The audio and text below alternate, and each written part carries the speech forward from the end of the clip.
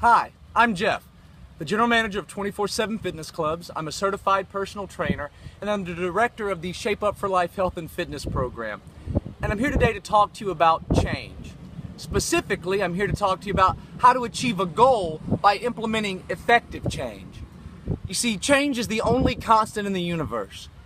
It's happening at every moment and place in time and space. The cosmos is in continual motion, from the largest galaxies to the smallest subatomic particles. The seasons change, the weather changes, you change your socks and you change your mind. Change happens with or without you, and whether you want it to or not. The wonderful thing about being a human being, however, is our ability to see the patterns within all of this change.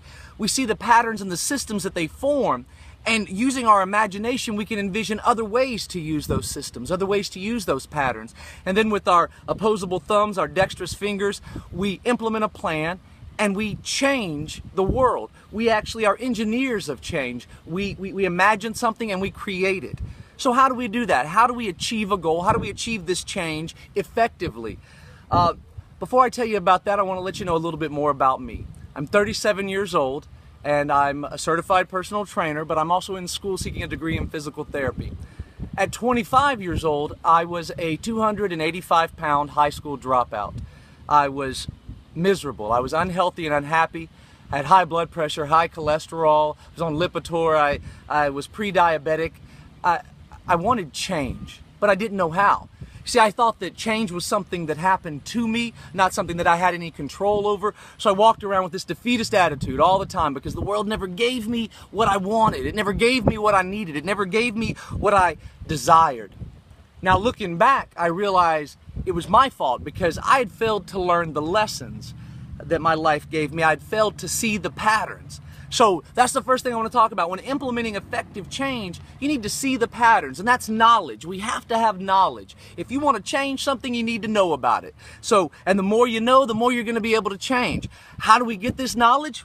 First off, we need education. You need to learn, you need to study, you need to take a class, a course, you need to talk to an expert, you need to do research. You have to get an education. You need to learn, not just about what it is you're trying to change, but any systems that it might come in contact with. The more that you know, the more you'll be ready for when life throws you a curveball, the more that you'll be able to effectively implement that change. So we've got our education. What else do we need with knowledge? We need experience. Education is nothing without experience. I could let a child know that 2 + 2 is 4. But until the first time that child buys a toy or goes and gets a snack, they won't understand getting and receiving change. So we've got to have that experience out there. You want to make sure that you take the knowledge that you learn through your education and that you use it. The more that you learn about other cultures, other people, other parts of the world, the more that you learn about the obstacles that are out there in life and the things that are out there to help you, the more that you'll be able to effectively implement change. And the third thing I want to touch on when talking about knowledge is you need the truth, okay? There's a lot of information out there, but it's not necessarily all truth. So make sure that you get it from at least 3 reputable sources. And when I say reputable sources, not a friend or a family member, or you read it on Facebook or you saw it on Pinterest. Look for research papers. Look for actual studies. You need the knowledge, and you want to make sure that you get it from different areas so that you can yourself decide on the truth. And that's something that's just very important. You need the truth. An entire plan can fail or succeed based on if the information you have is real. So we've got our knowledge. What's the next step when implementing effective change? We need movement. We actually need to change things. That's what movement is. It's changing. And when dealing with movement, the way that we want to move is the way that the motion, the laws of the universe behave, okay? We have Newton's laws, and I really look to those whenever I'm talking to people about movement. What is the first one of Newton's laws? An object at a fixed velocity will remain at that velocity unless acted upon. What does that mean? It means you must act. You are at a constant velocity. You are at a constant pattern in your life. You're following the same directions to work. You're eating the same foods. You're reading the same books. You're listening to the same types of music. If you want to change things, you have to act to change your velocity, okay? You have to change the patterns that you're doing so that you can effectively implement change. All right, so we have that. What's the second one of Newton's laws? Basically, it states that the more mass an object has, the more force required to move it. What does that mean to us when trying to change things?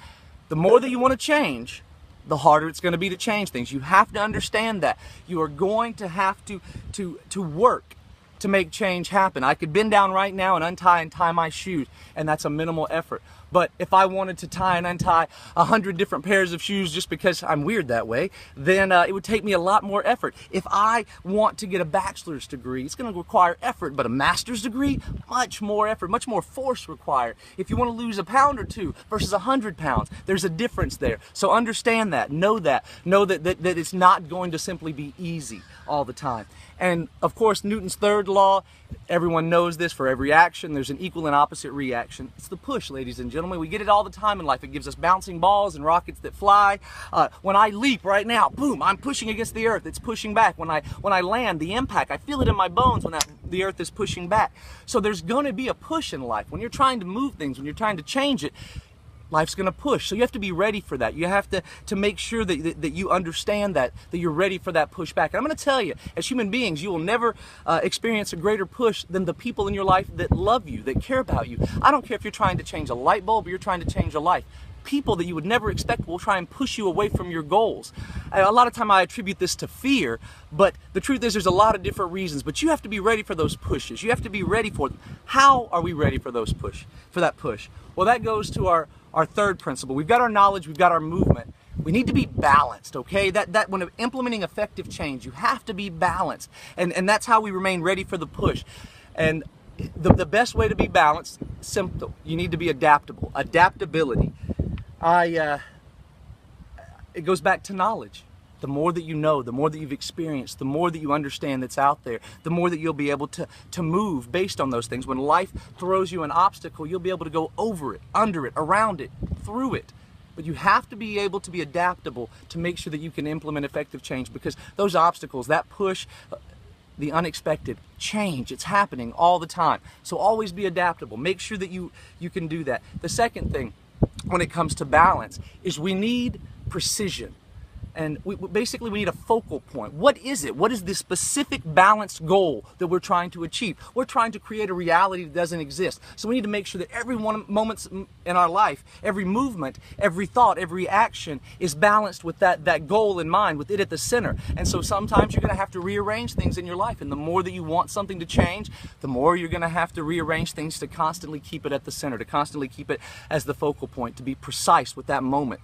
And that's how you stay balanced. Now, our third one, when it comes to balance, vitally important.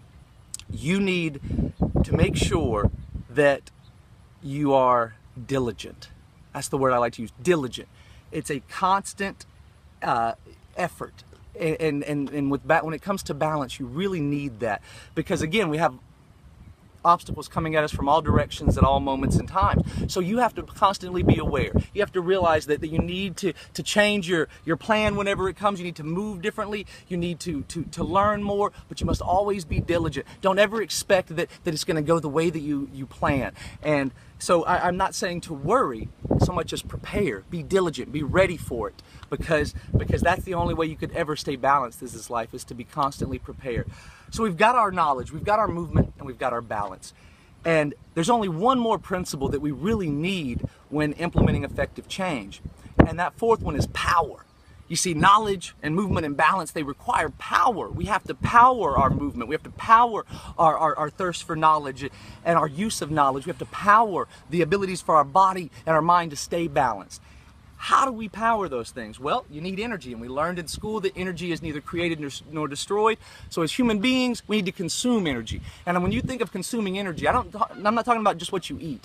Everything that you put into your mind, your body, and your spirit is the energy that you're consuming in your life, okay? So when it comes to knowledge, you need to make sure that you're constantly learning, that you're constantly trying to learn different things, that you have a variety of interests, that you're always challenging your mind. You need to feed it good knowledge with your body. Yeah, complex carbohydrates, healthy proteins, healthy fats. Lay off the junk food. Feed your body the fuel, the energy that it needs to have the power it needs to create the change that you want. And then with your spirit, listen, to me, your spirit is any thought, action, environment that you put yourself in, the people that you surround yourself, your entire life, your spirit of who you are must be positive, and it must be focused on achieving the goal. Therefore, negativity is not going to help you. You cannot have a negative environment. The more negative thoughts you have, the more negative actions you have, the more negative you're going to become, and it's going to hurt you and not help you achieve your goal. Again, the people in your life, your atmosphere, keep it positive.